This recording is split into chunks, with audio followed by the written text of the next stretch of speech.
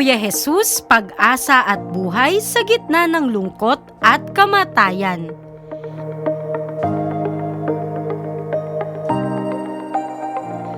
Ang mabuting balita ng Panginoon ayon kay San Juan. Noong panahong iyon, nagpasabi kay Jesus ang mga kapatid na babae ni Lazaro, "Panginoon, ang kaibigan mong minamahal ay may sakit." Ngunit nang marinig ito ni Jesus ay sinabi niya, hindi magwawakas sa kamatayan ang sakit na ito. Nangyari ito upang maparangalan ng Diyos at sa pamamagitan nito'y maparangalan ang anak ng Diyos. Mahal ni Jesus sa magkakapatid na Marta, Maria at Lazaro. Gayon may pinaraan pa niya ang 2 araw matapos mabalita ang may sakit si Lazaro bago sinabi sa kanyang mga alagad, "Magbalik tayo sa Judea." Pagdating ni Jesus, nalaman niyang 4 na araw nang nakalibing si Lazaro. Nang marinig ni Marta na dumarating si Jesus, sinalubong niya ito, ngunit si Maria ay naiwan sa bahay. Sinabi ni Marta, "Panginoon, kung kayo po'y narito, hindi sana namatay ang aking kapatid. Ngunit nalalaman kong kahit ngayon ibibigay sa inyo ng Diyos ang anumang hingin ninyo sa kanya, muling mabubuhay ang iyong kapatid." Wika ni Jesus. Sumagot si Marta, "Nalalaman ko pong siya'y mabubuhay uli sa huling araw, sa muling pagkabuhay." Sinabi naman ni Jesus, "Ako ang muling pagkabuhay at ang buhay. Ang nananalig sa akin kahit mamatay ay muling mabubuhay. At sino mang nabubuhay at nananalig sa akin ay hindi mamamatay kailanman." "Pinaniniwalaan mo ba ito?" "Opo, Panginoon," sagot niya. "Nananalig ako sa inyo. Kayo po ang anak ng Diyos, ang Mesiyas na inaasahang paparito sa sanlibutan." Si Jesus ay napahimutok. "Saan ninyo siya inilibing?" tanong niya. Sumagot sila, "Panginoon, hali kayo at tingnan ninyo." Tumangis si Jesus, kaya't sinabi ng mga Hudyo, talagang mahal na mahal niya si Lazaro. Ngunit sinabi ng ilan na kapag padilat ng bulag ang taong ito, bakit hindi niya nahadlangan ang pagkamatay ni Lazaro? Muling napahimutok si Jesus pagdating sa libingan. Ito'y yungib na natatakpan ng isang bato. "Alisin ninyo ang bato," sabi ni Jesus. Sumagot si Marta, "Panginoon, nangangamoy na po siya ngayon. 4 na araw na siyang patay." Sinabi ni Jesus, "Hindi ba sinabi ko sa inyo na kung mananalig ka sa akin ay makikita mo kung gaano kadakila ang Diyos?" At inalis nila ang bato. Tumingala si Jesus sa tangwika, "Ama, nagpapasalamat ako sa iyo sapagkat dininig mo ako. Alam kong lagi mo akong dinirinig. Ngunit sinabi ko ito dahil sa mga taong nasa paligid ko upang maniwala silang ikaw ang nagsugo sa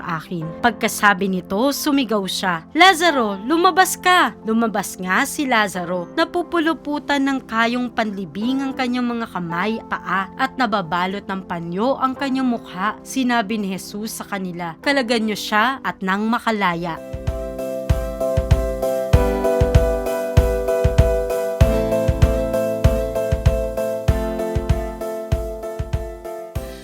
Mga bata, mayroon ka bang kaibigan na mahal sa buhay na nagkasakit o nawala na? Ano ang naramdaman mo noon? Malungkot ba? Natakot? Kanino ka lumapit para humingi ng tulong o magbahagi ng iyong nararamdaman? Sa Ebanghelyo ngayon, narinig natin ang kwento tungkol sa magkakapatid na kaibigan ni Kuya Jesus, sina Lazaro, Marta at Maria. Nalaman natin na nagkasakit si Lazaro. Kinalaunan, namatay si Lazaro at labis na nalungkot ang kanyang mga kapatid. Nang dumating si Kuya Jesus, nakita niya ang pag-iyak ng mga tao. Umiyak din siya. Ipinakita nito na hindi lang siya Diyos. Siya rin ay kaibigang marunong umunawa, makiramay at masaktan. Kapag tayo'y malungkot, umiiyak o nasasaktan, kasama natin si Kuya Jesus at handa siyang makinig at dumamay sa atin. Sinabi niya kay Marta, "Ako ang muling pagkabuhay at ang buhay." Nangangahulugan nito na si Kuya Jesus ay pinagmumulan ng ating pagkabuhay. May kapangyarihan siyang magbigay ulit ng buhay sa mga namatay. Kaya niyang buhayin ang pisikal na katawan tulad ni Lazaro at magbigay din ng buhay na walang hanggan. Siya ang nagbibigay ng tunay na buhay. Ang buhay na tinutukoy dito ay hindi lang pisikal na paghinga, kundi spiritual na buhay. Isang relasyon sa Diyos na nagsisimula ngayon at nagpapatuloy magpakailanman. May pag-asa kahit sa gitna ng kamatayan. Sinabi pa pa niya, ang nananalig sa akin kahit na mamatay ay muling mabubuhay. Ibig sabihin, ang pananalig kay Kuya Jesus ay nagdudulot ng pag-asa sa kabila ng kamatayan. Ang kamatayan ay hindi katapusan. Ito ay simula ng buhay na walang hanggan. Kahit mukhang tapos na ang lahat, may magagawa pa rin ng Diyos. At sa huli, muling binuhay ni Kuya Jesus si Lazaro. Dahil dito, maraming tao ang natuwa at naniwala kay Kuya Jesus. Kaya mga bata,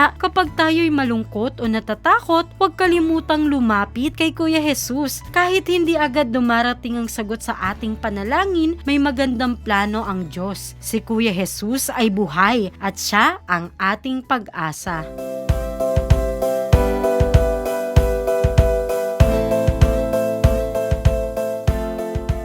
Paano mo maibabahagi sa iba ang pag-asang ibinigay ni Kuya Jesus? Una, sa pamamagitan ng mabubuting salita. Maaari mong palakasin ang loob ng iba sa pamamagitan ng pagsasabing kasama mo si Kuya Jesus o magiging okay din ang lahat. Ikalawa, sa pamamagitan ng pagtulong at pakikiramay. Tutulungan mo ang malungkot o may problema at papakinggan mo sila. At ikatlo, sa pamamagitan ng panalangin at mabubuting halimbawa. Ipagdarasal mo sila at ipapakita mo sa iyong kilos ang pagmamahal at kabutihan ni Kuya Jesus.